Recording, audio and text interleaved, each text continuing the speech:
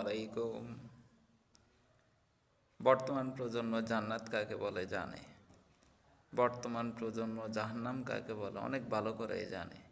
কারণ আমাদের এখন বর্তমানে মোবাইলে বলেন বা ওয়াজ নসিহত বলেন সবাই জানে। কাউকে যদি আপনি নামাজের দাওয়াত দিতে যান, সে বলবে যে যদি কোনো হাদিস বা কোনো বিষয় বলেন, সে বলবে যে এসব বিষয়গুলো আমার জানা আছে। এখন কথা হচ্ছে আমাদের মানাটা নাই। আমরা সবে জানি তবে মানি না। তো একটা কথা বলা হয়েছে যে একটা হাদিসে আসছে যে যারা জানে তাদের দিকে মোটামুটি আযাবটা আরও কঠিনভাবে আসবে। কারণ যে না জেনে যে কোনো অপরাধ করছে ওইটার জন্য শাস্তি কিছুটা কম হলেও যে জানা সত্ত্বেও নিজ ইচ্ছাকৃতভাবে অপরাধ করছে তার শাস্তি তো আরও কঠিন। তে কারণে আসলে আমরা এখনও যারা ফজর নামাজটা পড়তে পারি না, শীতকে ভয় করতেছি।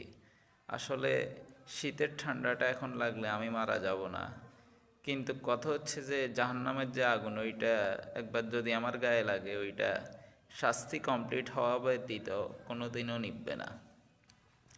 তো এই কারণে আমাদের সবাই বোঝা উচিত যা আমরা ইসলাম সম্বন্ধে যে বিষয়গুলো জানতেছি ওইগুলা যা জানা আছে তা আমি কতটুক মানার চেষ্টা করতেছি বা আমার ফ্যামিলিকে আমি কতটুক জানাইছি।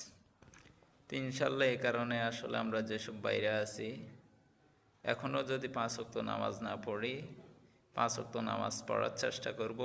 কারণ 5 ওয়াক্ত নামাজ পড়লে 5 ওয়াক্ত নামাজের মধ্যবর্তী যে সময়টা থাকে ওই সময়ের গুণাগুলোই নামাজ দ্বারাই ইনশাল্লাহ মাফ হয়ে যাবে।